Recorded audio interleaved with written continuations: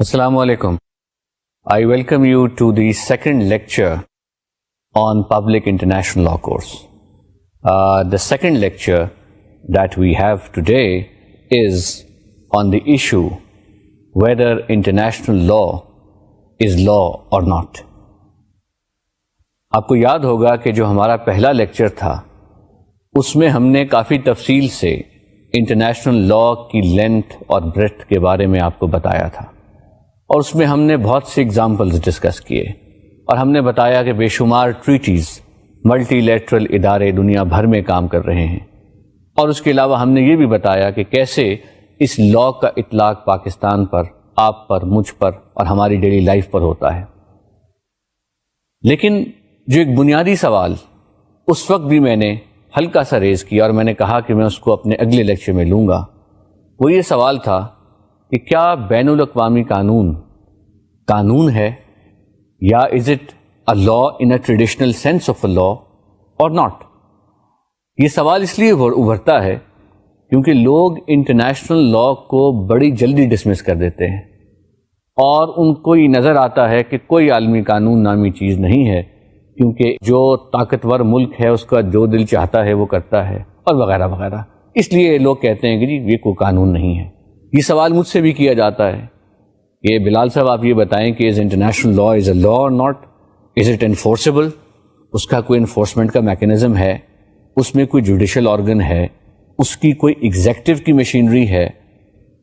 یہ سارے سوالات جو ہیں یہ ایک پوری ڈیبیٹ کی شکل اختیار کر جاتے ہیں، اور کوئی بھی شخص جو انٹرنیشنل لا کا مطالعہ کرنے جا رہا ہے یا اس کے بارے میں سمجھنا شروع کر رہا ہے، اس کے لیے پہلے اس سوال کا جواب دینا ضروری ہو جاتا ہے، یا اس سوال کو کلیریفائی کرنا ضروری ہو جاتا ہے کہ کیا یہ قانون ہے in the traditional sense of the law, جس میں لوگ انڈرسٹینڈ کرتے ہیں۔ یہ اس لیے بھی ضروری ہے کیونکہ اس سوال کے جواب میں آپ کو اس قانون کے مخصوص فیچرز کا بھی تعارف ملتا ہے، یا آپ کو you get familiarity with the specific features of this law and the special peculiarities of this law, that how this law is different from a normal law, and how you should consider studying it in future, and how you should train your mind for the study of international law. یہ اس لیے سوال بھی ابھرتا ہے apart from it سیاسی debate, یا وہ ڈیبیٹ جو ڈرائنگ روم میں ہوتی ہے کہ جی یہ لا نہیں ہے، کیونکہ لوگوں کے ذہن میں قانون کا ایک تصور ہے، لوگوں کے ذہن میں قانون کا ایک بڑا واضح تصور ہے، اور وہ تصور، وہ کانسیپٹ ڈومیسٹک لا سے انہوں نے اختیار کیا ہے۔ یعنی ڈومیسٹک لا میں جب آپ قانون کہتے ہیں تو آپ کے سامنے ایک بڑا اسپیسیفک سیٹ اپ آتا ہے، اور آپ پھر اس سیٹ اپ سے موازنہ کرتے ہیں انٹرنیشنل لا کا، اور جب آپ اس سیٹ اپ سے موازنہ کرتے ہیں تو پھر آپ ڈس اپوائنٹ ہوتے ہیں، کیونکہ آپ کہتے ہیں کہ ڈومیسٹک لا میں تو ایک باقاعدہ اسٹیٹ کا اسٹرکچر ہے، اور اس اسٹرکچر کے اندر ایک لیجسلیشن ہے، وہ لیجسلیشن قانون سازی کرتی ہے، اس کے بعد اس لیجسلیشن میں لوگوں کو اختیارات دیے جاتے ہیں کہ وہ قانون سازی کریں، اور ایک بھرپور طریقہ، باقاعدہ اس کی شکل ہے کہ لوگ جو ہیں اپنے نمائندے کو تھرو بیلٹ یہ اختیار دیتے ہیں، یہ پاور ڈیلیگیٹ کرتے ہیں کہ وہ ان کے بیہاف پر اسمبلی میں بیٹھ کر ان کے لیے قانون سازی کرے، اور وہ قانون ان پر لاگو ہوگا، تو ایک نوعیت کا سوشل کانٹریکٹ بن جاتا ہے۔ اور اسی حوالے سے آپ کی کانسٹیٹیوشن میں بھی لکھا ہوا ہے، we the people of Pakistan gave to ourselves this constitution. سو جب آپ وہ کانسٹیٹیوشن دیتے ہیں اور اس کے نیچے قانون سازی کرتے ہیں، تو پھر اس قانون سازی کے بعد جب وہ قانون نکلتا ہے تو لوگوں پر اس کی اطاعت کی ایک آبلیگیشن ہے۔ اس آبلیگیشن کو وہ جب فلفل کرتے ہوئے نظر آتے ہیں تو اس آبلیگیشن میں بعض اوقات یہ ہوتا ہے کہ وہ آبلیگیشن کی امپلیمنٹیشن افیکٹو نہیں ہوتی، تو پھر حکومت کی مشینری کا ایک سیپریٹ سیٹ اپ آ جاتا ہے جسے ایگزیکٹو کہتے ہیں۔ ایگزیکٹو میں آپ کے پرائم منسٹر ہیں، آپ کے پریزیڈنٹ ہیں، آپ کی کیبنٹ ہے، آپ کے فیڈرل سیکرٹریز ہیں، ان کی منسٹریز ہیں، اس کے بعد پروونس کی ایگزیکٹو ہے، اس کے بعد پروونس کی ایگزیکٹو کی وہی مشینری ہے، چیف سیکرٹری ہے، ایڈیشنل سیکرٹریز ہیں، کمشنرز ہیں، اور دوسرے افسران ہیں، اور یہاں تک کہ ایک عام پولیس افسر ہے یا پولیس کا کانسٹیبل ہے جو چوک پہ کھڑے ہو کر آپ کو بتاتا ہے کہ آپ نے کس وقت اشارہ کاٹنا نہیں ہے۔ سو اس کانسٹیبل سے لے کر پریزیڈنٹ تک یہ تمام ایگزیکٹو کی ایک باقاعدہ ہیرارکی ہے جس سے میں اور آپ واقف ہیں ڈومیسٹک لا کے کانٹیکسٹ میں. یہ ایگزیکٹو جو ہے یہ ہمارے ذہن میں قانون کا ایک تصور کریٹ کرتی ہے کہ قانون انفورس ہونا چاہیے، اور اگر وہ انفورسیبل نہیں ہے تو پھر وہ قانون نہیں ہے. اور یہ اس کے پس منظر میں ایک اور تھیوری ہے، وہ تھیوری پولیٹیکل سائنٹسٹ کی ہے جنہوں نے جنرلی یہ ڈیفائن کیا کہ لا جو ہے وہ سوورن کی کمانڈ ہے، اور اس کی ہیبیچول اوبیڈینس جو ہے وہ ریکوائرمنٹ ہے ان لوگوں کے لیے جو اس اسٹیٹ کے سٹیزن ہیں یا اس کے نیشنلز ہیں. سو جب قانون کمانڈ کی شکل میں نہیں نظر آئے گا تو لوگوں کو یہ ایکسیپٹ کرنا مشکل ہوتا ہے کہ یہ قانون ہے.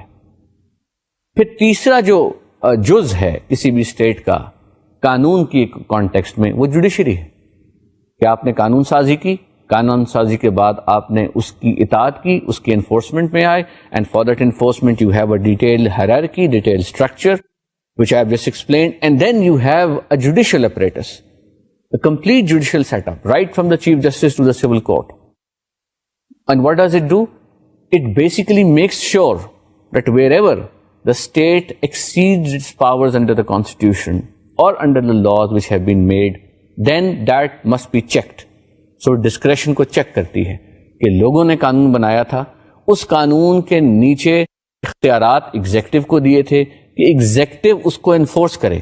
اب اگر ایگزیکٹو کی انفورسمنٹ میں اس قانون کے منطق ریشنل سے بیونڈ چلی جاتی ہے اس کی پاورز کا استعمال، تو پھر جوڈیشری فوراً اس کو چیک کرتی ہے کہ نہیں ایسے نہیں کرو، یہ جو تم نے کام کیا اس کو فوراً ٹرانسفر کر دیا، یہ غلط کیا، یہ جو تم نے فلانے کی پروموشن آؤٹ آف ٹرن کر دی یہ غلط کی، یہ اس قانون سے خلاف ہے جس قانون کے نیچے تم اپنی پاورز استعمال کر رہے ہو، and so on so forth. سو ایک کمپلیٹ جوڈیشل اپریٹس آپ کو نظر آتا ہے جو ان قوانین کی اطاعت کو کمپلائنس اس کی کرواتا ہوا اسٹیٹ اسٹرکچر میں آپ کے سامنے ہے. When you have these three hierarchies, these three state structures within the state, that is what law means to you. جی یہ قانون ہے، بن رہا ہے اسمبلی میں، اس کے بعد وہ جا رہا ہے انفورسمنٹ کے لیے ایگزیکٹو کے پاس، and then it is being supervised by the judiciary for enforcement. Now when you compare this model internationally, in the area of international law, you feel disappointed. You feel there is no international legislation. There is no international executive which can enforce. There is no international judicial organ which can call a state and issue a summon to a state. So you feel disappointed and you say, well, since these three ingredients are not there, therefore international law is not a law.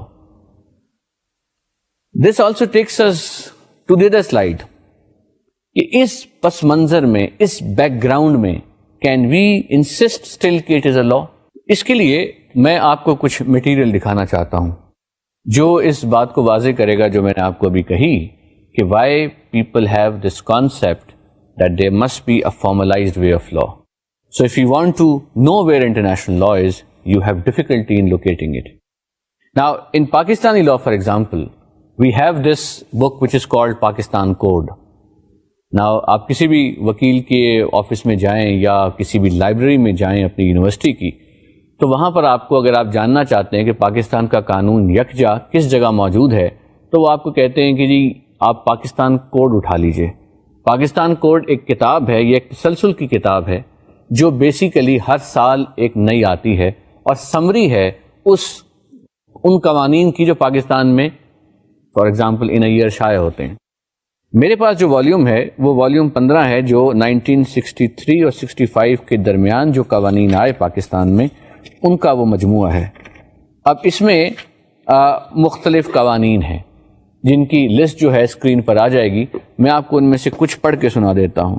مثلاً the gift tax act, the finance act, the wealth tax act, the Geneva convention implementing act of 1963، the Drugs Act, the Limitation Act, the Pakistan Penal Code Amendment Act, the Frontier Corps Act, the State Bank of Pakistan Amendment Act, the Finance Act, the National Bank of Pakistan Ordinance 1963, the National Shipping Corporation Ordinance 1963 اور وغیرہ وغیرہ.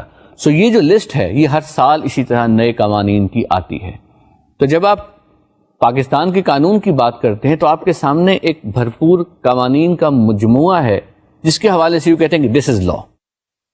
اور اسی طرح آپ اگر کسی بھی قانونی کتب کی دکان پہ جائیں تو آپ کو یہ کتاب بھی نظر آئے گی جو بیسیکلی سول میجر ایکٹس کہلاتی ہے. یہ کرمنل لا میں بھی مل جاتے ہیں, سول سائڈ پہ مل جاتے ہیں. یہ ایک اور جگہ ہے جہاں آپ تعارف حاصل کر سکتے ہیں ان قوانین کے ساتھ جو پاکستان میں نافذ ہیں.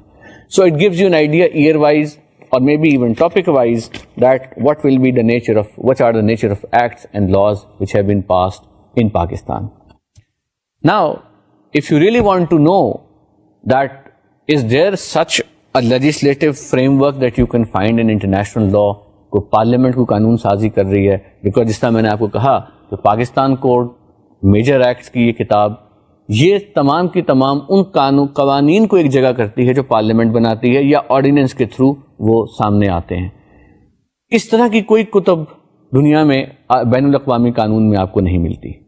اس طرح کی کوئی پارلیمنٹ آپ کو نہیں ملتی. کوئی ایسی جگہ نہیں ہے جس کا نام ہو دا ورلڈ پارلیمنٹ. کوئی ایسا وینیو نہیں ہے جس کا نام ہو کہ یہاں پر دنیا بھر کے نمائندے بیٹھ کر جو ہے وہ اس سینس میں قانون سازی کریں گے جس سینس میں آپ کی پارلیمنٹ قانون سازی کرتی ہے. جب آپ یہ دیکھتے ہیں تو آپ کہتے ہیں نہیں, یہ تو انٹرنیشنل لا ہی نہیں ہے, کیونکہ اس میں قانون سازی اس طرح ہوتی نہیں ہے جس طرح ایک لوکل پارلیمنٹ میں ہوتی ہے. یہ جو آپ کا نتیجہ ہے کہ چونکہ یہ انفورسیبل نہیں ہے, یہ یہاں لیجسلیشن نہیں ہے, یہاں جوڈیشری نہیں ہے, اس بنیاد پر آپ یہ نتیجہ اخذ کرتے ہیں کہ یہ قانون نہیں ہے. The submission is that this is an oversimplified conclusion. This is a conclusion which is basically incorrect. To begin with, there should not be a comparison. There should not be a comparison between two such entities which are inherently different. The national law of any country, like the one that I have just showed you, and international law are two different, completely different doctrines. They arise from different jurisprudence. They are applicable on different subjects and they have a different framework. If you would make a comparison between the two, you will come to a misguided conclusions. وہ ہم کہتے ہیں you can't compare oranges with apples. اگر آپ comparison کریں گے تو ظاہر ہے کہ نتیجہ آپ کے خلاف آئے گا. سو یہ comparison جو ہے یہ ایک پری کنسیو نوشن اپنے ذہن میں رکھنا کہ میں اس وقت بین الاقوامی قانون کو قانون مانوں گا کہ جب تک وہ انفورس نہیں ہوتا, یا جب تک اور ان معنوں میں انفورس نہیں ہوتا جن معنوں میں میں ڈومیسٹک لا کو امپلیمنٹ ہوتا دیکھتا ہوں. یہ ایک غلط کنکلوژن ہے, اور اس کنکلوژن کی بنیاد پر قانون کو جج کرنا, اس کی انٹرنزک اسٹرینتھ ایز اے لا کو جج کرنا بھی ایک غلط اپروچ ہے. سو ٹو بگن ود, یہ کہنا کہ یہ قانون اس لیے قانون نہیں ہے کہ یہ انفورس نہیں ہو پاتا, یہ ایک غلط اپروچ ہوگی. یہاں سے ہم اگلی سلائیڈ کی طرف چلتے ہیں جو سوال ریز کرتی ہے, اور وہ سوال اسی پرسپیکٹو میں ہے جس پرسپیکٹو میں میں نے ابھی آپ سے گفتگو کی کہ یہ درست ہے کہ انٹرنیشنل لا میں کوئی فارمل لیجسلیشن نہیں ہے, کوئی ورلڈ پارلیمنٹ نہیں ہے, کوئی انٹرنیشنل ڈپٹی کمشنر نہیں ہے, دیر از نو انٹرنیشنل جوڈیشل فورم, جو جس طرح ہم ڈومیسٹکلی دیکھتے ہیں کہ کوئی باقاعدہ اسٹیٹس کو سمن دے کے بلائے کہ فوراً آؤ تم نے فلانی چیز کی وائلیشن کی ہے, ہم دیکھتے ہیں کہ ہم اس کو ایڈجوڈیکیٹ کرتے ہیں. ان معنوں میں کوئی اسٹیٹ اسٹرکچر نہیں ہے. مگر سوال یہ پیدا ہوتا ہے کہ اگر ہم یہ کمپیریزن کریں بھی تو اگر ہم اس کو تھوڑا کھلی نظر سے کریں تو ہم دیکھیں گے کہ اگرچہ فارمل اسٹرکچر نہیں ہے انٹرنیشنل لا میں, but nevertheless the functions which are performed by these state structures are nevertheless performed very efficiently in international law area as well. یعنی جو پارلیمنٹ اگر نہیں ہے تو کوئی بات نہیں, لیکن پارلیمنٹ نما فنکشنز جو ہیں وہ عالمی قانون کی جب اس کی ڈیولپمنٹ ہوتی ہے اس میں پرفارم ہوتے ہیں. یہ درست ہے کہ وہاں انٹرنیشنل ایگزیکٹو یا انٹرنیشنل کمشنر نہیں ہے, انٹرنیشنل چیف سیکرٹری نہیں ہے, مگر اس کے باوجود انٹرنیشنل لا کمپلائی ود ہوتا ہے. یہ درست ہے کہ وہاں سپریم کورٹ انٹرنیشنل نہیں ہے, مگر اس کے باوجود کچھ ایسے میکینزمز ہیں جہاں جوڈیشل سیٹلمنٹس ہوتی ہیں. میں اب آپ کو ان کے بارے میں بتاؤں گا, مگر ایک پروویزو ہے جو میں اس ڈسکشن میں ایڈ کرتا ہوں. جب ہم اس طرح کی بات کرتے ہیں تو ہم کہتے ہیں کہ پہلے تو یہ بات ہونی چاہیے کہ کمپیریزن غلط تھا. اس کمپیریزن کی بنیاد پہ کوئی مفروضہ اخذ کرنا بھی غلط ہے کہ کمپیریزن ہو ڈومیسٹک لا کا انٹرنیشنل لا کا. مگر چلیے, notwithstanding the same اور without prejudice to this argument کہ there should not be a comparison, even if you do compare, you will still find that the traditional international law relating to legislature, relating to executive and judiciary is very much in proximity with the central theme of all these areas in a formal sense. Let me give you more specific examples. We talk of legislation. Now, in a parliament, you talk of a formal working in which a bill is introduced, اور آپ جانتے ہیں کہ اس کا mechanism کیا ہے. اس کا brief mechanism یہ ہے کہ کچھ لوگ یا کچھ لابسٹ یا کچھ ممبرز مل کر ایک بل کو ٹیبل کرتے ہیں اور کہتے ہیں کہ ہمارا خیال ہے کہ یہ بل ضروری ہے کہ کارز کے اوپر کی امپورٹ میں سے ٹیکس ریڈیوس کر دیا جائے, یا یہ بل ضروری ہے کہ قیمتیں جو ہیں وہ ایک خاص لیول سے زیادہ نہ جائیں, یا یہ بل ضروری ہے کہ فار ایگزامپل یونیفارم خاص شعبے کی یہ ہونی چاہیے وغیرہ وغیرہ. وہ بل لکھنے کے بعد فارملی ٹیبل ہوتا ہے اور اس پر پارلیمنٹ کے کسی ایک ہاؤس میں, جو بھی اس ملک کا کانسٹیٹیوشن ہے, اگر وہ ہاؤس آف کامنز ہے وہاں پہ ڈسکشن اس کی کمنس ہوگی, اور اس کے بعد پھر وہ سینٹ میں جائے, اس کے بعد ہاؤس آف لارڈز میں جائے گا, اور اس کے بعد پھر وہ اس کا اپنا میکینزم ہے کہ وہ فائنلی اس کو اسینٹ کیسے ہوگی کہ وہ بل کا درجہ یا قانون کا درجہ اختیار کر جائے. پاکستان میں بھی یہی میکینزم ہے. تو ہر سٹیج پہ ڈسکشنز ہوتی ہیں, ہر سٹیج پر اسٹینڈنگ کمیٹیز ہوتی ہیں جو اس کو مخصوص طریقے سے ایگزامن کرتی ہیں, اس پر ایکسپرٹ اوپینینز دیے جاتے ہیں, اور اس کے بعد قانون سازی ہوتی ہے. میں آپ کو یہ بتانا چاہ رہا ہوں کہ انٹرنیشنل لا میں جب کوئی ٹریٹی ملٹی لیٹرل کنونشن بنتا ہے تو اس پر جو ڈسکشن کی کوالٹی ہے, اس پہ جو ڈسکشن کا معیار ہے, اس پہ جو ان پٹ جس حوالے سے جہاں سے آتا ہے وہ غیر معمولی ہے, اور وہ کسی بھی طور پہ اس ان پٹ سے کم نہیں ہوتا جو نیشنل پارلیمنٹ میں آتا ہے. کیسے؟ اب ایک کنونشن ہونے جا رہا ہے یا ایک ٹریٹی بننے جا رہی ہے. ٹریٹی بنتی ہے, اس کے اپنا ایک باقاعدہ تفصیلی عمل ہوتا ہے. یونائٹڈ نیشنز کی جنرل اسمبلی اگر ایک ریزولوشن پاس کرتی ہے کہ ہمیں یو این کنونشن بنانا ہے, ایک ٹریٹی بنانی ہے کرپشن کے اگینسٹ, تو وہ کہتی ہے, مینڈیٹ دیتی ہے کہ اس ٹریٹی کو 2 سال کے اندر اس پہ گفتگو کرنے کے بعد اس کا ٹیکسٹ فائنلائز کیا جائے. اس عمل کو وہ نیگوشیشن پروسیس کہتے ہیں کہ آپ نے ایک ٹریٹی کو نیگوشیٹ کرنا ہے. یہ جو نیگوشیشن پروسیس ہے یہ بڑا فارمل پروسیس ہے. اس میں کیا ہوتا ہے کہ ہر ٹریٹی یا ہر ڈرافٹ کے 3 ریڈنگز ہوتی ہیں. پہلا سیشن, دوسرا سیشن, تیسرا سیشن. پہلے سیشن میں مختلف ممالک اپنی رائے کو ایک ڈرافٹ فارم میں پریزنٹ کرتے ہیں اور کہتے ہیں جی یہ ہمارا موقف ہے. دوسرا ملک کہتا ہے نہیں یہ ہمارا موقف ہے. تیسرا ملک کہتا ہے نہیں مجھے جو کسی ملک کے موقف سے اختلاف ہے, میرا خیال ہمارا موقف اب یہ ہے. اور یہ جب سب چیزیں سامنے اکٹھی ہو جاتی ہیں, then they are converted into a text which is called a rolling text, یعنی ایک ٹیکسٹ جو متحرک ہے, جو ڈائنامک ہے, جو رول کر رہا ہے کیونکہ اس میں چیزیں ایڈ ہو رہی ہیں, نکالی جا رہی ہیں, اعتراض ہو رہے ہیں وغیرہ وغیرہ. سو یہ ایک رولنگ ٹیکسٹ کی شکل اختیار کر جاتا ہے. اس کی پہلی ریڈنگ ہوتی ہے. پہلی ریڈنگ کیسے ہوتی ہے کہ پہلی ریڈنگ میں جو لوگوں کے اعتراضات ہوتے ہیں اس کا ایک باقاعدہ نظم و ضبط ہے, اس کا ایک باقاعدہ پروسیجرز ہیں. کچھ ٹیکسٹ پر آپ بریکٹس لگاتے ہیں اور ان بریکٹس کو آپ کہتے ہیں کہ ان ایشوز پر ایگریمنٹس نہیں ہوئے, اور پھر آپ بات آگے چلاتے ہیں. پھر سیکنڈ ریڈنگ ہوتی ہے. سیکنڈ ریڈنگ اور پہلی ریڈنگ کے درمیان ممالک آپس میں گفتگو کرتے ہیں, نیگوشیشنز کرتے ہیں. ایک ملک دوسرے ملک کو کہتا ہے کہ بھئی میں تمہاری یہ بات مان لوں گا اگر تم اپنے پرپوزل میں سے یہ پیراگراف نکال دو. پھر پہلے ملک کے جو ایکسپرٹس ہوتے ہیں وہ کہتے ہیں نہیں, اگر ہم اس پہ تیار ہو جائیں تو تم ہمیں یہ کنسیشن دو. سو یہ اس طرح سے ایک پورا سلسلہ آگے بڑھتا ہے. پھر اس سلسلے میں گروپس شامل ہو جاتے ہیں. مختلف ملک دے form various groups. For example کچھ ایڈ ہاک گروپس بھی بن جاتے ہیں.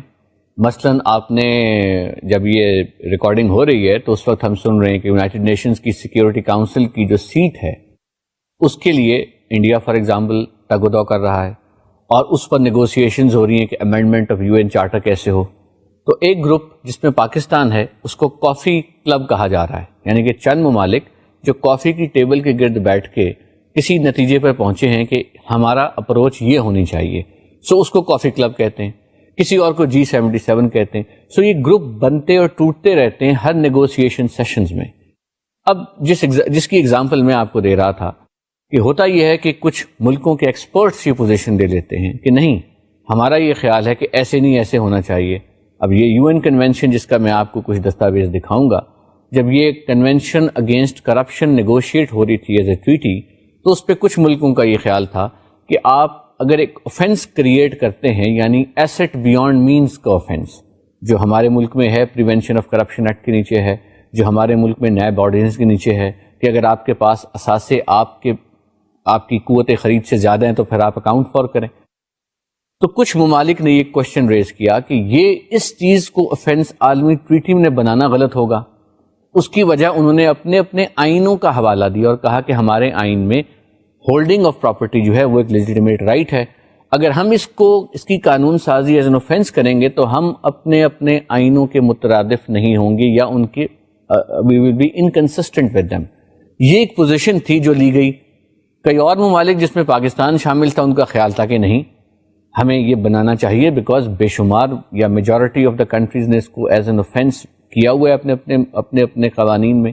سو یہاں پر نیگوشیٹ کرنا پڑا, اور نیگوسیشنز کے بعد اس نتیجے میں, اور یہ کئی سیشنز تک نیگوسیشنز چلی, اور جو لوگ اس نیگوسیشنز میں پارٹیسپیٹ کر رہے تھے وہ اپنے ایریاز کے ایکسپرٹس تھے. کوئی لا کا پروفیسر ہے, کوئی منسٹری آف فارن افیئرس کا ریپرزینٹیٹیو ہے. So the quality of input which was going in discussions for this kind of text was much more high profile than you even think of in your national parliament. سو کہنے کا مقصد یہ تھا کہ جو عالمی سطح پر قانون سازی ہوتی ہے یا ٹریٹی فارم میں ہوتی ہے, اس میں جو کوالٹی آف ان پٹ ہوتا ہے وہ کسی بھی طور اس ان پٹ سے کم نہیں ہوتا جو پارلیمنٹ میں اویلیبل ہوتا ہے. بلکہ میں یوں کہوں گا کہ پارلیمنٹ میں تو یو ہیو نیشنل ایکسپرٹیز, اور you have people who are MNAs اور people who are senators, so they simply bring in their experiences, and you have the option of standing committees in which you can call experts to listen to them. But in international level, when you are creating a statute at an international level in the nature of a treaty or in the nature of a convention, then the expertise that you take into account is a global character expertise, is an expertise which has a much more wider reach, and you have practical experiences of stakeholders, and practical experiences not only of people which represent their own government formally, but also of the experts of that specific areas. سو اگر کوئی treaty negotiate ہو رہی ہے جس کا کام ہے nuclear material سے related, تو ہو سکتا ہے اس میں نیوکلیر فزسٹ جو ہیں وہ ایز ایکسپرٹس پارٹیسپیٹ کر رہے ہوں. اگر کوئی ٹریٹی عالمی سطح پر نیگوشیٹ ہو رہی ہے جس کی نیچر ہے کہ وہ ایگریکلچر پروڈیوس کے بارے میں یا پیسٹیسائڈس کے بارے میں ہو, تو پھر عین ممکن ہے کہ اس ٹریٹی کی نیگوسیشنز میں وہ ایکسپرٹس شامل ہوں جو دنیا بھر کے ایگریکلچر کے ایکسپرٹس مانے ہوئے ہیں. اور اسی طرح اگر convention on law of the سی بن رہا ہے تو نہ صرف اس میں ملکوں کے ریپرزینٹیٹیو شامل ہوں گے, بلکہ وہ ایکسپرٹس شامل ہوں گے جو نیویگیشن کے, میری ٹائم افیئرس کے, شپنگ کے, کارگو ٹرانسپورٹیشن کے مانے ہوئے ایکسپرٹس ہوں گے, ان کے ایکسپیرینسز ہوں گے.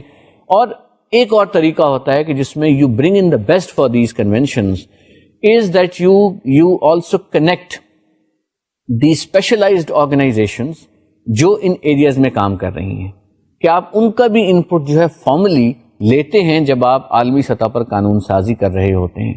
فار ایگزامپل, اگر آپ کوئی قانون بنا رہے ہیں which is about to change the boundaries of maritime area, then not only you make that, but you also consult International Maritime Organization, and you get a quality input from them that based on their experience of maritime instances, what is their position on a given issue. So that is how you get the best. اگر آپ international space پر کوئی کام کر رہے ہیں یا space treaty کو بنا رہے ہیں, تو پھر آپ جو اسپیس کی ایکسپرٹیز ہے یونائٹڈ نیشنز میں اسپیس ایجنسی کی, آپ اس سے ایکسپیرینس لیتے ہیں. اگر آپ کوئی اور کام کر رہے ہیں کسی ہیلتھ کے ایشو پر, تو آپ WHO کا ایکسپیرینس جو ہے اس کو آپ ڈو ٹیل کرتے ہیں. You bring it as part of the negotiation process, not formally but informally. The other mechanism under which you also bring quality input or professional input in the treaty making is the observer status that lot of entities have or they enjoy.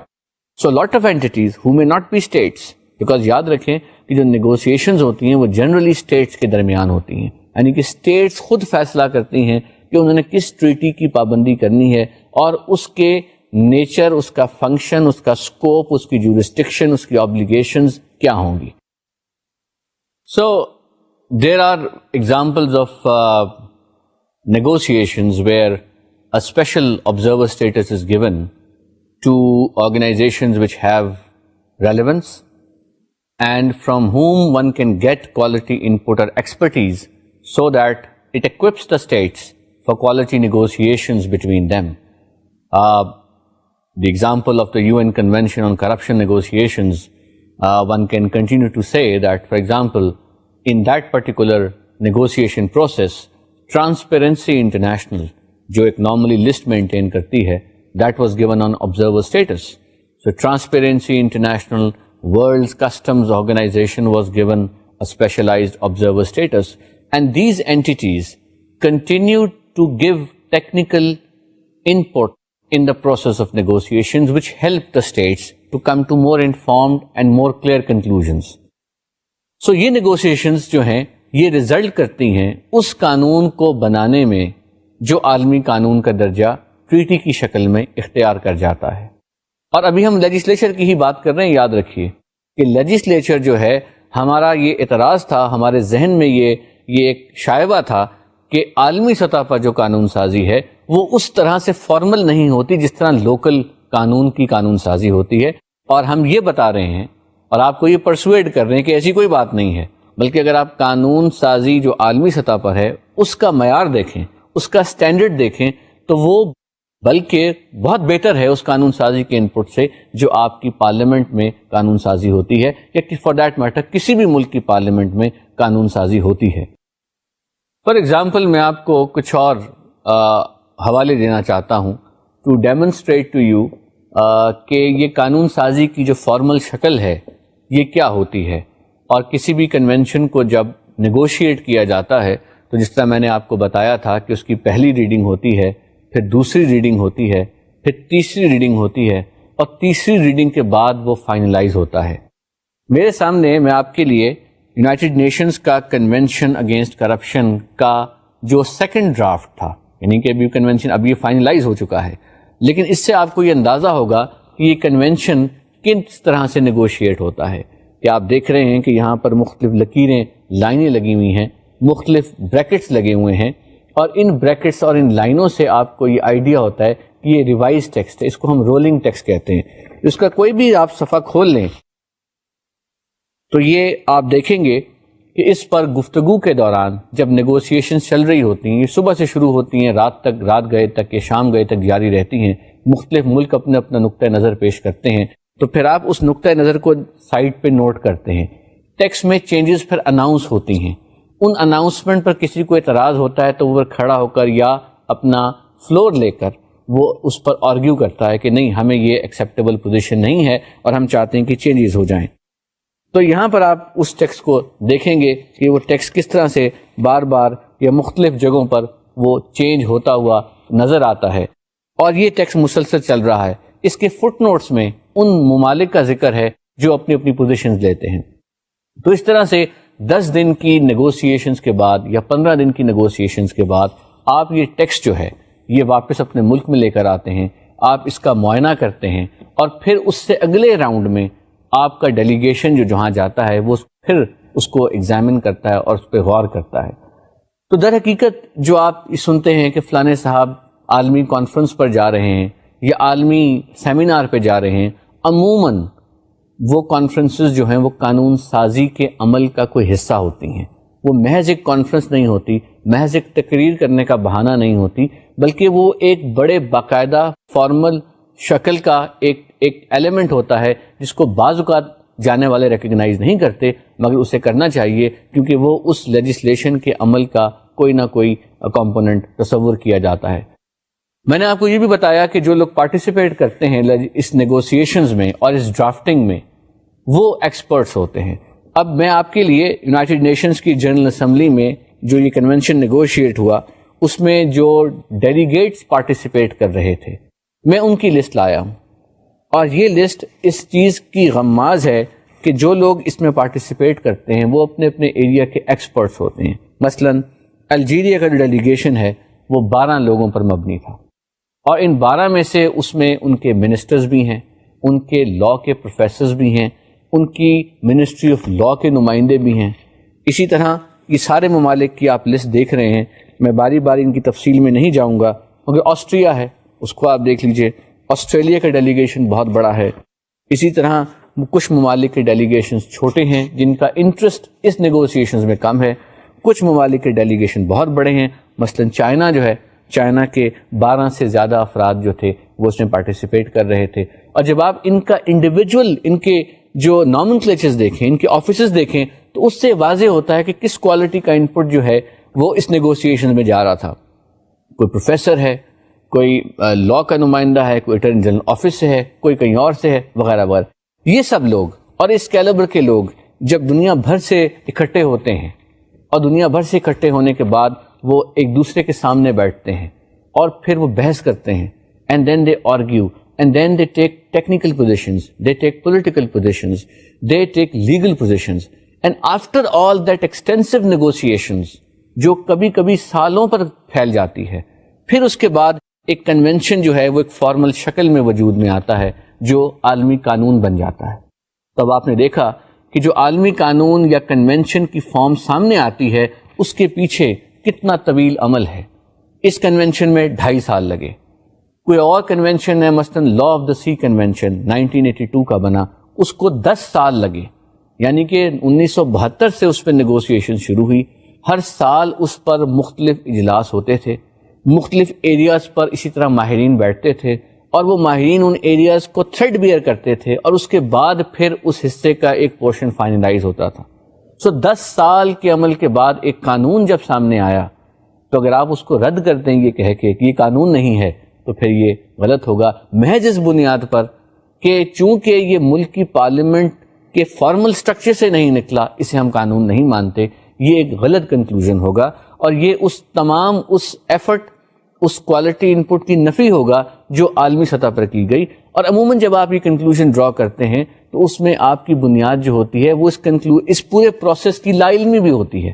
اکثر لوگ یہ سمجھتے ہیں کہ جب آپ عالمی سطح پہ کوئی ٹریٹی بنتی ہے تو اس میں بس 1 یا 2 ملک جو پاورفل ہیں وہ جو چاہتے ہیں لکھ کے ہمارے سامنے رکھتے ہیں اور ہم اس پہ سائن کرتے ہیں، اور اس طرح سے ہم اپنے مفادات کا سیاسی سودا بھی کر دیتے ہیں. لہٰذا عالمی قانون تو ان معنی میں قانون نہیں ہے.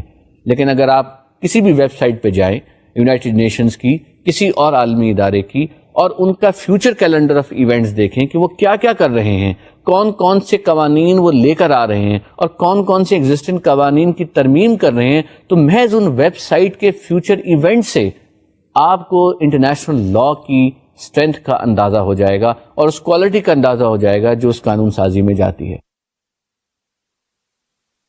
میرا خیال ہے اس ڈسکشن کے بعد آپ اس نتیجے پر پہنچے ہوں گے کہ عالمی لیجسلیشن میں اگرچہ ورلڈ پارلیمنٹ نہیں ہے مگر لیجسلیشن ہے، اور وہ لیجسلیشن جو ہے وہ قانون کا درجہ رکھتی ہے، اور وہ ایک بھرپور طریقے سے لیجسلیشن ہوتی ہے جس میں جو انپٹ ہے وہ یقیناً اس پارلیمنٹری انپٹ سے بہتر ہے جو ایک ملک میں قانون سازی کر رہی ہے. اس لیے جو پہلی بنیاد تھی آپ کے ذہن میں اس کو اب ڈیمولش ہو جانا چاہیے، اور اس کی جگہ اس اویئرنیس کو آ جانا چاہیے کہ اگرچہ عالمی سطح پر ورلڈ پارلیمنٹ نہیں ہے مگر پارلیمنٹری فنکشنز بہت بہتر طریقے سے پرفارم ہوتے ہیں. دوسرا سوالیہ نشان جو ہے وہ آپ کا ہے اس کے اوپر، انفورسمنٹ کے اوپر، کہ یہ انفورس کیسے ہوگا قانون. چلیے بلال صاحب، آپ نے ہمیں لیکچر دیا کہ قانون بڑی مشکل سے بنتا ہے، اس میں ایکسپرٹس شامل ہوتے ہیں، اس میں نیگوسیشنز ہوتی ہیں، اسٹینڈنگ کمیٹیز بنتی ہیں، ایڈ ہاک کمیٹیز بنتی ہیں، اور اس بڑے طویل عمل آف ڈسکشنز اور ایکسپرٹیز کے بعد 2-3 سال کے بعد ایک ٹریٹی وجود میں آتی ہے. تو اب آپ یہ بتائیے کہ انفورس کیسے ہوگی، بیکاز ہم تو قانون کو یہ جانتے ہیں کہ قانون بن جائے تو پھر اس کو انفورس ہونا ضروری ہے، اور اگر وہ انفورس نہیں ہو رہا، اگر اس کی کوئی وائلیشن کر رہا ہے تو پھر یہ تو کوئی قانون نہ ہوا. یہ درست ہے کہ عالمی سطح پر کوئی آپ کو ڈپٹی کمشنر کا دفتر نظر نہیں آتا، یونائٹڈ نیشنز میں کوئی ڈپٹی کمشنر نہیں ہے. یونائٹڈ نیشنز کو آپ انفورسمنٹ باڈی کے طور پہ نہ لیں. جو لوگ عموماً اپنی جذباتی تقاریر میں کہتے ہیں کہ اقوام متحدہ کیا کر رہی ہے، اقوام متحدہ کا اپنا محدود جورسڈکشن ہے، اور یہ جورسڈکشن اس کی ٹریٹی میں ڈیفائنڈ ہے جو اس کو کریٹ کر رہی ہے. سو ہم نے اس طرف نہیں جانا. ہم نے یہ دیکھنا ہے کہ انفورسمنٹ کرنے کے اور کیا میکینزمز ہیں. انفورسمنٹ کرنے کے بے شمار میکینزمز ہیں جو عالمی قانون میں رائج ہیں، اویلیبل ہیں. ان کی اویئرنیس ان معنوں میں نہیں ہے جن معنوں میں لوگ ڈومیسٹک لا کی انفورسمنٹ دیکھتے ہیں. میں آپ کو ایک ایگزامپل دیتا ہوں. آپ سڑک پہ سے گزر رہے ہیں اور سڑک پہ سے گزرتے ہوئے ایک لال بتی نظر آتی ہے. اب آپ لال بتی پر رک کے دیکھتے ہیں کہ یہاں کوئی پولیس والا کھڑا ہے، نہیں کھڑا. آپ کہتے ہیں میں چلا جاتا ہوں، آپ چلے بھی جاتے ہیں.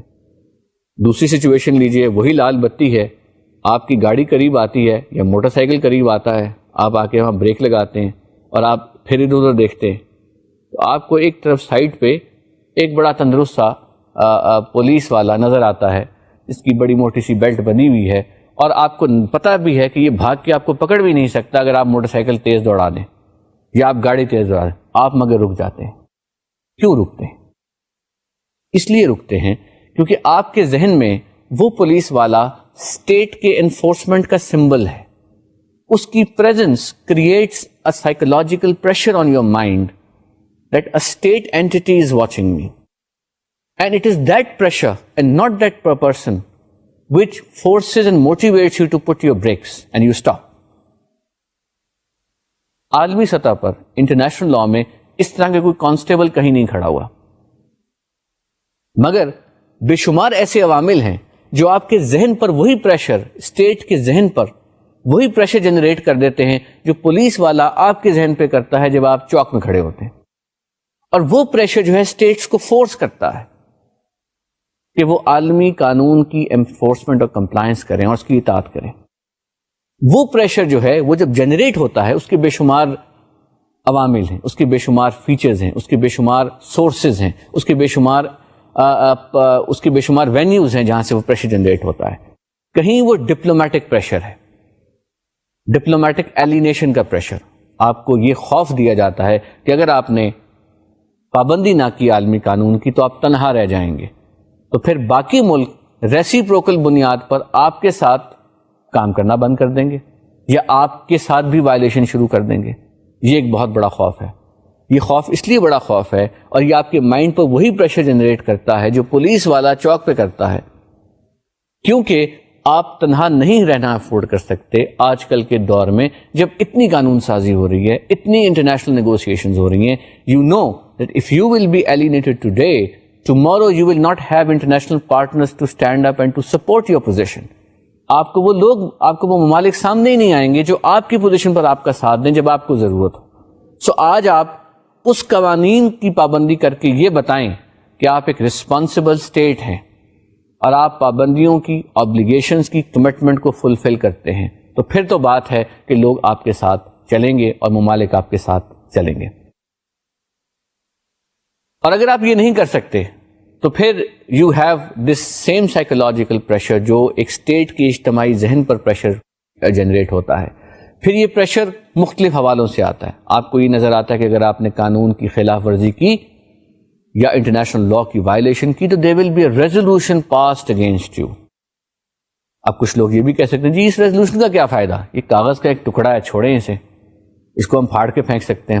آپ ریزولوشن پاس کرتے رہیں, اسرائیل کے خلاف بے شمار ریزولوشن پاس ہوئے, امریکہ کے خلاف ریزولوشن پاس ہوئے, کیا فائدہ ہوا؟ یہ بات ایک منطقی حد تک تو درست نظر آتی ہے کہ یس, ریزولوشن اٹ سیلف کی not force a political reality to change, but the fact is that it is a consensus of an international community and it's a huge consensus. اور اگر آپ نے عراق کے ایپیسوڈ کا لیگل مطالعہ کیا ہو تو آپ نے دیکھا ہوگا کہ جب شروع میں عراق کی جنگ شروع ہوئی تھی تو امریکہ جو سب سے پاورفل کنٹری آج دنیا کی, امریکن ویو یہ تھا کہ ہمیں اقوام متحدہ کی ضرورت نہیں ہے اور ہم اگر چاہیں گے حملہ کرنا تو ہم کریں گے, اور ہمیں اقوام متحدہ کی سینکشن یا اپروول کی تھرو ریزولوشن چیپٹر 7 کی ضرورت نہیں ہے. لیکن جب وہ ہوا اور حالات وہاں بگڑنے شروع ہوئے تو اب وہی امریکہ ہے جو اقوام متحدہ سے دوبارہ رجوع کیا چاہتا ہے اور یہ کہتا ہے کہ ہمیں بیل آؤٹ کروائیں by proving larger force, by creating a sanction for this, and so on and so forth. Now, those allies which disagreed with this as being a move which was not legally correct are in position to dictate their terms with US. So آپ نے دیکھا کہ اگرچہ آپ نے ایک دفعہ effort کر کے موو کر بھی لی، مگر وہ موو جو ہے اس کے جو ریپرکشنز ہیں وہ پھر آپ کو فیس کرنے پڑتے ہیں، اور وہ ایک طاقتور ترین ملک کو بھی فیس کرنے پڑ رہے ہیں.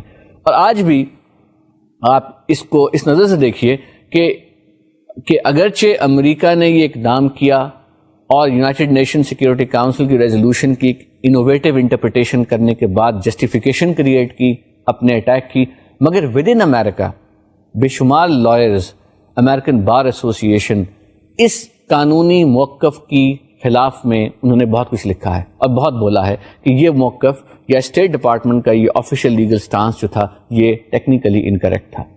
سو اس سے دو تین چیزیں سامنے آتی ہیں. پہلی تو یہ ہے کہ آپ اگر کوشش بھی کریں وائلیشن کی تو وائلیشن کرنے کے بعد آپ کو اس کے ریپرکشن سہنے پڑتے ہیں. اگر آپ ایک کمزور ملک ہیں تو پھر یہ ریپرکشنز بہت سویئر ہو سکتے ہیں، یہ بہت سیریس ہو سکتے ہیں. اور اگر آپ ایک طاقتور ملک ہیں تو بھی یہ آپ کو ایک سیریس ڈسکمفرٹ دے سکتے ہیں، ایک امبیرسمنٹ کریٹ کر سکتے ہیں. جس طرح آپ نے دیکھا کہ عالمی قانون کی وائلیشن امریکہ نے ایک دفعہ ایک اور طریقے سے کی کہ کوئی 10-12 سال پہلے کا واقعہ ہے کہ یاسر عرفات کا ویزا ریفیوز کر دیا. اب یاسر عرفات کو ویزا یونائٹڈ نیشنز نے انوائٹ کیا تھا UN کی جنرل اسمبلی نے کہ he should address a session of United nations in new York. اب یونائٹڈ نیشنز کا اور امریکہ کا جو اگریمنٹ تھا وہ ہیڈ کوارٹرز اگریمنٹ کہلاتا ہے. وہ اگریمنٹ یہ کہتا ہے کہ جب اقوام متحدہ کسی بھی مندوب کو انوائٹ کرے گی تو امریکہ پر ایز اے ہوسٹ کنٹری لازم ہے کہ وہ اس کو ویزا ایشو کرے. جب یہ انویٹیشن ایکسٹینڈ ہوا، یاسر عرفات نے ویزے کے لیے اپلائی کیا، ویزا ٹرن ڈاؤن ہوا، تو یونائٹڈ نیشن کی جنرل اسمبلی نے کنڈیمنگ ریزولوشن پاس کیا اگینسٹ US گورنمنٹ. نہ صرف یہ کیا بلکہ ان انپریسیڈنٹڈ موو UN کی جنرل اسمبلی نے اپنا اجلاس جنیوا میں شفٹ کیا اور یاسر عرفات کو وہاں کہا کہ ہم نے چونکہ انویٹیشن ایکسٹینڈ کیا ہوا ہے ہی ول ایڈریس اس ان جنیوا. سو عالمی سطح پر چاہے آپ پاورفل ملک ہوں، عالمی سطح پر تنہائی کا احساس بہت خوفناک احساس ہے آج کے تناظر میں. سو جو میں عرض کر رہا تھا کہ یہ وہ انفورسمنٹ کے پریشرز ہیں جو ایز اے اسٹیٹ آپ پر فیل ہوتے ہیں، اور اسی طرح بے شمار اور میکینزمز بھی ہیں. یہ تو وہ ایک سائیکولوجیکل پریشر کے کانٹیکسٹ میں ہم بات کر رہے تھے. کچھ ٹریٹیز ایسی ہیں جن میں انفورسمنٹ کی باقاعدہ پروویژنز موجود ہیں، اور وہ پروویژنز آپ کو انیبل کرتی ہیں کہ آپ اس کو انووک کریں. مثلا اب ٹریٹیز جو آتی ہیں جو ہمارے سامنے آ رہی ہیں وہ ادارے قائم کرتی ہیں جو ادارے اس ٹریٹی کو انفورس کرتے ہیں. تو اگر آپ نے Comprehensive Test Ban Treaty Organization یا کا سنا ہوگا جو CTBT کے تھرو وجود میں آئی، اس پہ بڑی ڈیبیٹ پاکستان میں کچھ سال پہلے چل رہی تھی کہ ہمیں ریٹیفائی کرنا چاہیے یا نہیں کرنا چاہیے. بے شمار لوگوں نے CTBT کو پڑھا بھی ہے، اور جن لوگوں نے پڑھا ہے، اگر آپ نے نہیں پڑھا اور آپ پڑھ لیجئے تو اس میں ایک ادارہ انہوں نے اسٹیبلش کیا جس کا نام ہے Comprehensive Test Ban Treaty Organization CTBTO.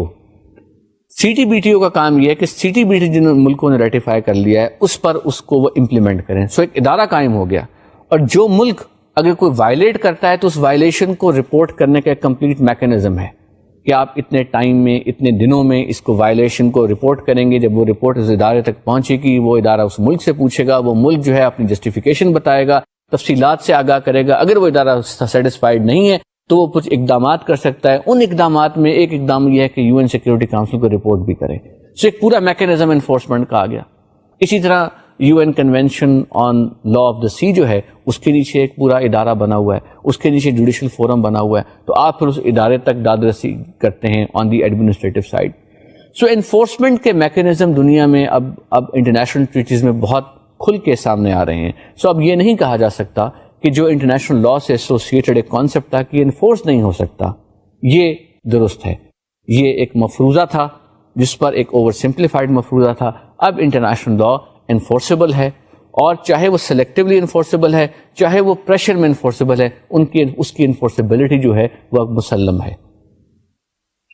میں آپ کو اور بھی بہت سی ایگزامپل دے سکتا ہوں، مگر میں اب وقت کی کمی کی وجہ سے ایگزیکٹو جوڈیشری کی سائٹ پر آنا چاہوں گا. یہ بھی سوال ہے کہ جی پاکستان میں یا کسی بھی ملک میں ایک ہائی کورٹ ہوتا ہے، ایک سپریم کورٹ ہوتا ہے، تو جس آدمی کو کوئی مسئلہ ہو کسی ایگزیکٹو کے خلاف، قانون کے خلاف، وہ سادہ اس کورٹ کا دروازہ کھٹکھٹاتا ہے، اسے انصاف ملتا ہے. تو اگر کوئی اسٹیٹ عالمی سطح پر ڈسسیٹسفائیڈ ہے تو وہ کہاں جائے؟ وہ کس کا دروازہ کھٹکھٹائے؟ وہ کس فورم، کس عدالت میں جائے اور کہے کہ جی میرے ساتھ یہ ظلم ہو رہا ہے، میرے ساتھ یہ زیادتی ہو رہی ہے؟ یہ تو طے ہے کہ ان معنوں میں کوئی عدالت نہیں ہے جن معنوں میں آپ ایک عدالت کو دیکھتے ہیں ڈومیسٹک لا میں، مگر اس کے باوجود بے شمار عدالتی forum, judicial forums exist under international regimes which provide specific relief in their areas. ہوتا کیا ہے؟ جس طرح میں نے آپ کو ایگزیکٹو کی اگزامپل دی، بے شمار عالمی ٹریٹیز اب ایسی ہیں جو جوڈیشل فورمز یا ریزولوشن آف ڈسپیوٹس کا میکینزم پرووائڈ کرتی ہیں. سو جب آپ کو اس ٹریٹی کے حوالے سے کوئی تکلیف ہو تو پھر آپ اس فورم میں جاتے ہیں جو فورم اس ٹریٹی کے اندر لکھا ہوا ہے، اور آپ کہتے ہیں کہ جی I want redressal of my grievance there. For example, میں نے آپ کو ایگزامپل دی United Nations convention on law of the sea کی. یہ ایک بہت بڑا کنونشن ہے، یہ بہت اہم کنونشن ہے، کیونکہ یہ دنیا بھر کی سمندری حدود پر ملکوں کے حقوق کا تعین کرتا ہے، ان کو مختلف رائٹس دیتا ہے. اب اسی ٹریٹی نے ایک ادارہ بنایا جس کا نام ہے سی بیڈ اتھارٹی اور سی بیڈ چیمبر، جس میں ایک جوڈیشل فورم قائم ہے، اور اس جوڈیشل فورم میں ممالک اپنی اپنی گریونسز لے کے جا سکتے ہیں. یعنی اگر آپ یہ سمجھتے ہیں کہ کسی جہاز نے آپ کی سمندری حدود کی وائلیشن کی ہے تو کچھ تو حقوق آپ کے پاس بھی ہیں، لیکن ایک مخصوص عدالت اس کام کے لیے بنی ہوئی ہے جس تک آپ جا سکتے ہیں اور اپنی شکایت لے کے جا سکتے ہیں. کہہ سکتے ہیں کہ جناب یہ میرے ساتھ زیادتی ہو رہی ہے، یہ کون سے ملک کا جہاز ہے جو میرے ملک کے سمندری حدود میں میری فش کو پکڑ رہا ہے یا میری معدنیات خراب کر رہا ہے، تو اس کو کائنڈلی دیکھیں، اور وہ اس کی کاگنیزنس لے گا. اسی طرح بے شمار ٹریٹیز ہیں بائی لیٹرل بھی جن میں جوڈیشل فورمز پرووائڈڈ ہیں. مثلا ایک ٹریٹی کا تو ذکر آپ نے جانتے ہوں گے، انڈس واٹر ٹریٹی پاکستان اور انڈیا کے درمیان. اب اس ٹریٹی کے اندر ڈسپیوٹس بٹوین دا پارٹیز کو ریزالو کرنے کا ایک بڑا تفصیلی میکینزم ہے. اول تو انہوں نے ڈسپیوٹس کو بھی مختلف سطح دی ہیں، کہیں اس کو کوشچن کہا، کہیں سے ڈفرنس کہا، کہیں سے ڈسپیوٹ کہا. اس کے اندر ایک میکینزم بتا دیا کہ جی اگر ایک ملک کو دوسرے ملک کے کسی آبی ذخائر پر کوئی کام کرنے میں اعتراض ہے تو اس کا طریقہ یہ ہے کہ وہ اس طرح سے پروسیڈ ود کرے، اس طرح سے آربیٹریشن انووک کرے، نیوٹرل ایکسپرٹس اپوائنٹ کروائے، ویریفائی کروائے، اس کے بعد پھر وہ باقاعدہ کورٹ بنے گا اور اس کورٹ میں معاملہ جائے گا اگر اس کی ضرورت پیش آتی ہے. تو آپ نے دیکھا کہ پاکستان نے بغلیار ڈیم کے ایشو پر اس ایشو کو پریس کیا اور ان ٹریٹی کی ان پروویژنس کو انووک کیا، اور اس انووکیشن کے بعد آہستہ آہستہ یہ معاملہ نیوٹرل ایکسپرٹس کی ایگزامینیشن تک پہنچا، اور ابھی یہ معاملہ وہاں پر پینڈنگ ہے. ہو سکتا ہے جب آپ اس کو دیکھیں لیکچر کو تو معاملہ اور آگے جا چکا ہو.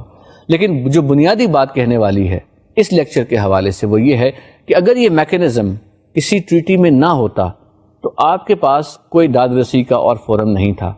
سو یہ کہنا کہ انٹرنیشنل لا بالکل ہی اس میں کوئی جوڈیشل فورم نہیں ہے، یہ غلط ہے.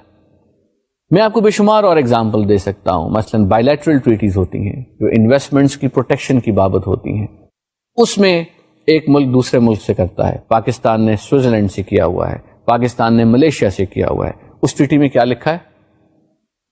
اس ٹریٹی میں یہ لکھا ہے کہ اگر پاکستانی کوئی ملیشیا میں انویسٹمنٹ کرتا ہے یا ملیشین کوئی پاکستان میں انویسٹمنٹ کرتا ہے تو اور اس انویسٹمنٹ کے اندر کوئی اس سے پرابلم آ جاتی ہے تو اس صورت میں وہ اپنا پرابلم لے کر ایک انٹرنیشنل نیوٹرل آربیٹریشن فورم میں جائے گا، اور اس فورم میں وہ یہ ایشو کو ریز کرے گا کہ جناب میرے ساتھ یہ زیادتی ہو رہی ہے اور آپ مجھے ہیلپ آؤٹ کریں. اور وہ فورم مینڈیٹری جورسڈکشن رکھتا ہے. وہ فورم جو ہے وہ باقاعدہ آربیٹریٹ کرے گا اور یہ دیکھے گا کہ کیا اس کی جو انویسٹمنٹ ہے اس کو دوسرے ملک نے ایکسپروپریٹ کیا ہے یا نہیں کیا. سو اس کے پاس اویلیبل ہے. اسی طرح جو آپ سب سے زیادہ آپ لوگ جانتے ہیں عالمی عدالت یعنی international court of justice. International court of justice جو ہے وہ سب سے ویل نون عدالت ہے کیونکہ وہ سیاسی ایشوز کو ڈیل کرتی ہے، مگر وہاں پر آپ اس وقت تک نہیں جا سکتے جب تک کہ دونوں ملک راضی نہ ہوں. یہ وہ ٹریٹی یعنی کہ ICJ کا جو اسٹیچوٹ ہے وہ خود یہ بات کہتا ہے. سو وہ ایک سلیکٹو فورم ہے جس میں ایک مخصوص معاملات کو لے کے جایا جا سکتا ہے. اس میں اور بھی طریقے سے معاملے کو لیا جا سکتا ہے, جس طرح کہ آپ you can find a reference to United Nation General Assembly, you can make a reference to a specialized organ of the UN, and so on and so forth. So that judicial forum is also available for the countries. Then sometimes countries, they go for the choice of arbitration. They appoint arbitrators, ad hoc arbitration جسے آپ کہتے ہیں. So run of Kutch میں پاکستان نے ad hoc arbitration کا option prefer کیا, اور India اور پاکستان کے درمیان ایک ایڈ ہاک آربیٹریٹرز بنائے گئے جنہوں نے ایک ایوارڈ دیا, اور اس ایوارڈ کے نتیجے میں رن آف کچھ کا علاقہ جو تھا اس پر ٹیریٹوریل باؤنڈری فائنلائز کی گئی. سو یہ نہیں کہا جا سکتا کہ عالمی سطح پر یا انٹرنیشنل لاء میں جوڈیشل فورمز نہیں ہیں. انٹرنیشنل لاء میں جوڈیشل فورمز ہیں, ان کی سکوپ الگ ہے, ان کی جورسڈکشن الگ ہے, وہ ان معنوں میں نہیں ہیں جن معنوں میں آپ ڈومیسٹک لاء میں ایک جوڈیشری کو دیکھتے ہیں. تو میرا خیال ہے کہ میں نے اب تک آپ کو یہ پرسویڈ کیا ہوگا اور آپ کو یہ بتایا بھی ہوگا کہ انٹرنیشنل لاء کے بارے میں یہ سوال اٹھنا کہ یہ لاء ہے یا نہیں, یہ ایک بنیادی سوال تھا. اب اس سوال کی افادیت کم ہو گئی ہے کیونکہ یہ طے پا چکا ہے کہ اٹ از اے لاء. یہ بھی طے پا چکا ہے کہ اگرچہ آپ اس لاء کو جب کمپیئر کرتے ہیں ڈومیسٹک لاء سے, کمپیریزن نہیں ہونا چاہیے.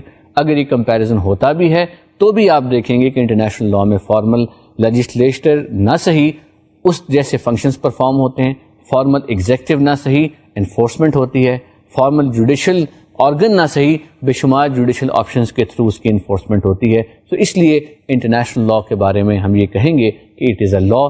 دا reason why perhaps people raise issues is because the violations are often reported more. اخبارات میں ہمیشہ یہ خبریں زیادہ آتی ہیں کہ لاء کی وائلیشن ہوئی, یہ خبر نہیں آئے گی کہ لاء کی آج کمپلائنس ہوئی. سو ان وائلیشنز کی خبروں کی بنیاد پر you should not come to this oversimplified and a very elementary conclusion کہ it is not a law.